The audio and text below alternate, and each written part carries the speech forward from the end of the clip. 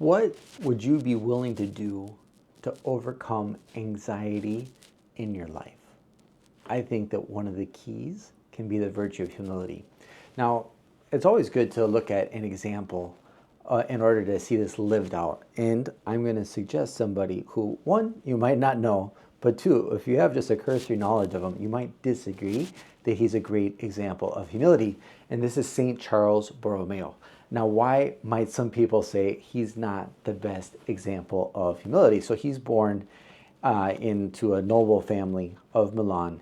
And at 22, he was already made a cardinal. Why was he a cardinal of the church? Well, because his uncle was pope. So a little bit of nepotism, I think we could say, definitely happened there. But then, something that he had to discern and see is like, well, how am I going to live out this, very powerful position that I have? At 25, he decided, okay, well, yes, I am going to become a priest, which normally that's not the order of things. And soon afterwards, he was consecrated Bishop of Milan. So kind of a pretty rock star trajectory in order to be in one of the most powerful positions in the church. And this is the church at the time of the Protestant Reformation. Everything's kind of falling apart. Borromeo is going to be one of the great reformers who stays Catholic, who's within the church trying to reform things. And we might expect that he could be corrupted by that same power and everything that was all around him. Now, if we look at today's liturgy, especially from Sirach and from the Gospel of Luke, chapter 14, we see that humility is a key piece. And this is great for all of us because humility is a key to growing in virtue, and it helps to get rid of things like anxiety, sadness, and getting caught up in ourselves. Now, some of you may be familiar with the Jonathan Haidt book, The Anxious Generation.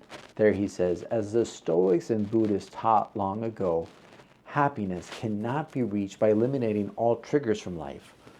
Rather, happiness comes from learning to deprive external events of the power to trigger negative emotions in you. And so I think that the insight that he has in this book is something that has quickly become an accepted truth in our society. And even if, psychology, modern psychology, notices the power of humility in relieving anxiety, how much more does Jesus, who commands it in today's gospel? He commands humility. Jesus wants to help us with this as well. And this is part of why he suggests the virtue of humility.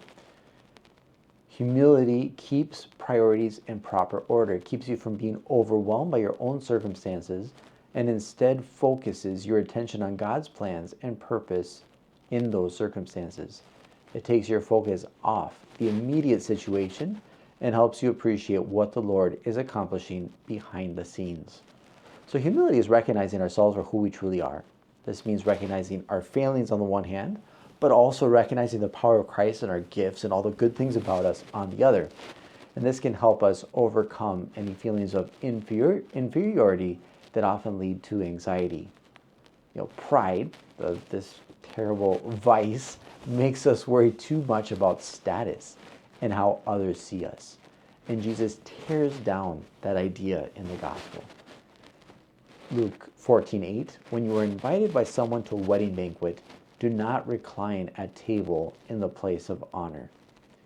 And so I think that's a good question for us to ask ourselves. When we get into an unfamiliar social situation, do we establish ourselves as the most powerful, influential? Do we try to be the center of attention? It doesn't seem what Christ is asking for, commanding even in this gospel. Now, looking at the gospel, something that actually struck me and I found kind of curious is that if you read through the gospel, Jesus actually goes to quite a few parties. And maybe that's not what we would have expected. He, his first sign in the Gospel of John is turning water into wine at a wedding feast. He's at a banquet when a Pharisee reproaches him because of a woman of ill repute washing his feet.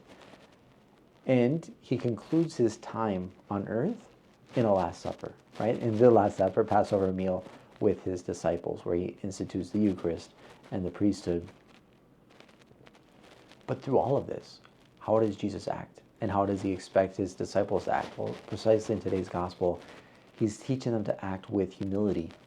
He doesn't seek the first place.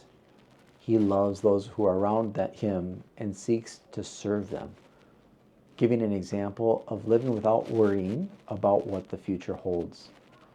St. Charles Borromeo, going back to the gentleman at the beginning of the story, he had to keep up his appearances as Cardinal and Archbishop of Milan. And he even, fed thousands of people daily during a famine that was, going on there in Milan during his time as Archbishop. But he took a personal vow of poverty. So, when he was out in public, dressed very finely, as befitted his state. But then when he was at home, he wore just a simple cassock. And they even say it was a little bit threadbare, a little bit beat up, worn out, because that's who he was. He wasn't trapped by all of that pomp and grandeur of his office. Recently, I heard a story about a businessman that I really liked and I think illustrates this very well. He had just stepped down as CEO of his company, and he went to speak at an engagement where he had gone to the same conference the year before. Last year, I came to this conference and got picked up in a limo at the airport. I flew first class, and the conference paid for it. I arrived at the conference center and was whisked away to the VIP lounge. I came to speak and asked one of the assistants for a cup of coffee. He quickly brought me coffee in a ceramic mug. This year, I'm no longer the CEO. I flew coach and caught an Uber from the airport to get to the conference room. I found my way to the speaker's lounge and asked about coffee. The young intern pointed me to the coffee machine, and I poured myself this cup of coffee in a styrofoam cup. It made me think, I deserve this styrofoam cup. Last year, I had all the benefits of being CEO. People respect the position, not always the person. So this week, when you see a styrofoam cup, let it remind you that titles, honors, and privileges come and go, but humility keeps us grounded in God. God bless.